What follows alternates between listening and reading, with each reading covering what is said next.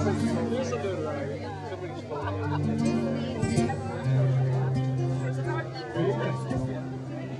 you for joining us tonight, and for the next 2 or 3 days. I'm Mike O'Driscoll, and on behalf of everyone at Jaguar, we're delighted to have you all here.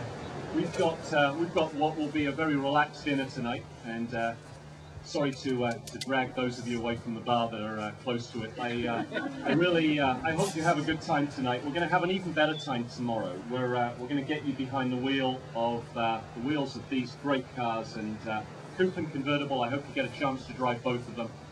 They're wonderful cars, and we hope you feel the same after spending what I think is about 180 miles, something like that, behind the wheel. You really get to experience it and to drive the car at something close to its limits anyway, I hope, and enjoy yourself doing so. What I'd like to do now is maybe ask Ian Callum's Director of Design for Jaguar. Many of you know him. He's the guy responsible for these wonderful cars, and I'd like Ian to join me and just take over and maybe say a few words about the design philosophy that underscored these cars. Okay. Thank you. I'm not the only designer that's got it. Ross is here. Ross Varney, Chief Program Officer and Director and whatever it is. Just a little bit about the philosophy of the car and what's got us to where we have today. You know, we have a very strict set of rules at Jaguar about how we design cars, and there are a set of rules that myself and Ian put together of fairly recent years because we needed to pin down exactly what Jaguar should be. Now these rules, there's nothing special about them.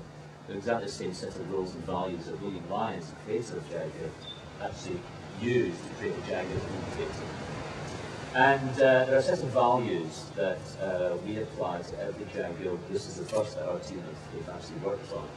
And every car after this will have the same set of values, although we've been just for 20 days.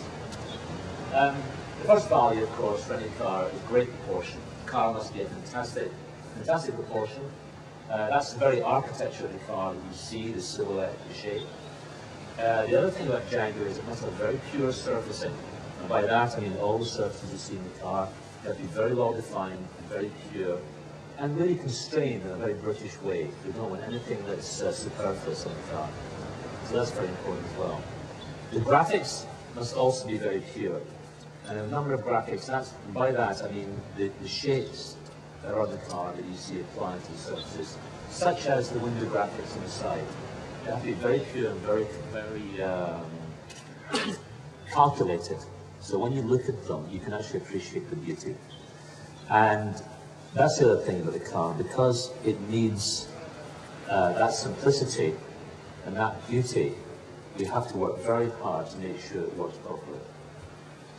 Now, the interesting thing about this one is that we actually started off designing the convertible.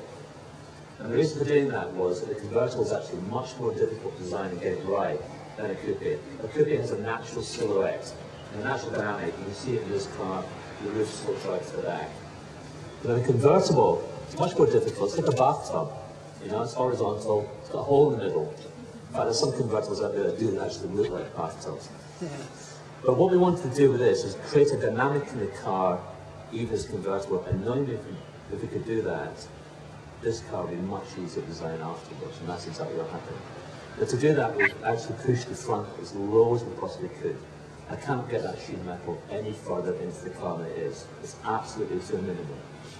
But at the back, we've got these haunches that go up over the rear wheels. And that gives the car a natural dynamic. So when you see it in the road, and you'll see this tomorrow quite clearly, is the car has got an attitude. It's not an overly vulgar attitude or aggressive, but it's got an attitude. It's got a very strong character. Now, the other thing that the convertible is very important is to get this line here correct. This is what I call the seal line between the inside and the outside. And if that line is correct in the convertible, when the roof is down, the car takes on a natural elegance. Now, usually cars of this type are designed as a coupe first, cut the roof off, and you have a convertible. And that line sometimes ends up not working. So starting off this way, we could get that line right. Even to the point where the glass panes are set up on this car, then translate into this one. It's just a series of events that took place. Having got this design, we then had the thrill and the pleasure of creating something very dynamic in the coupe. And we were pretty determined when we created these two cars to create two quite different characters. We have a GT sports car and we have a cruising GT car. And they really are quite different. When you talk to people about them, and when you see them on the road, you see them tomorrow, you'll see they really do have quite different characters. And people love them both for equal for completely different reasons. The other great thing, just talking about the proportion for a bit, the one thing we did to get the proportion and the stance of the car absolutely correct was to try and get the wheels to the corner. It's very important for a modern car. Incidentally, you may not know this, but a Jaguar has to be modern. That's one of Reliance's absolute values. And I hope we capture some of that modernity in these cars here. But the stance says how modern a car is. So in order to get the wheels to the corners, we've cut the corners off. If you look at both the front and the rear, there are no corners.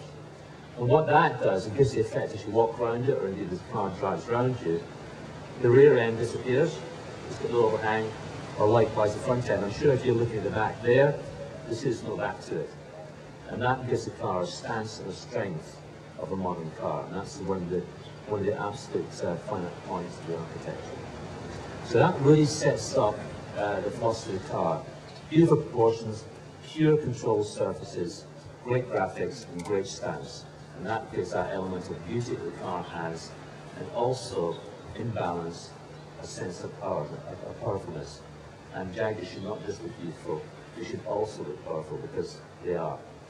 Now just briefly on the interior, likewise we kept everything to a minimum.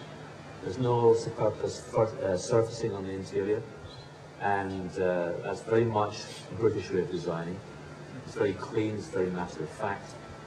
And we've also pushed the surfaces as far into the elements, the physical elements of the car as we could, because we wanted to take as much space as possible. When you get into the car tomorrow, I'm sure you'll realise it's got a lot more room in it. For a number of reasons, a lot more room in it than the previous one. This is actually a lot bigger inside, but the architecture of the interior is fundamental to that. The architecture of the interior is set up with a touch screen, which is an excellent device, as you'll discover. But we have different finishes on the interior. We do have wood grain, so I know a lot of you guys in America love wood grain, but I know some of you don't. So we've also created, we've got two wood grains. We've got very pale wood for the Miami friends, and we've got the dark oak for those who are a little bit more northern. We've also got a metal finish, and the reason for that was to try and create a much more modern, contemporary finish for the car, which it deserves. There are a lot of people out there that simply do not want wood in their cars. And incidentally, the E-Type didn't have any wood in it, so why should we have to put wood in it? So we'll let the customers choose. So that's me finished. I hope you like the car. You will see tomorrow on the road that the car takes on a completely different attitude to when you're looking at it straight on just now. It really has got a lot of presence. Thank you for listening. Have a great evening, and I'll speak to you later. Thanks.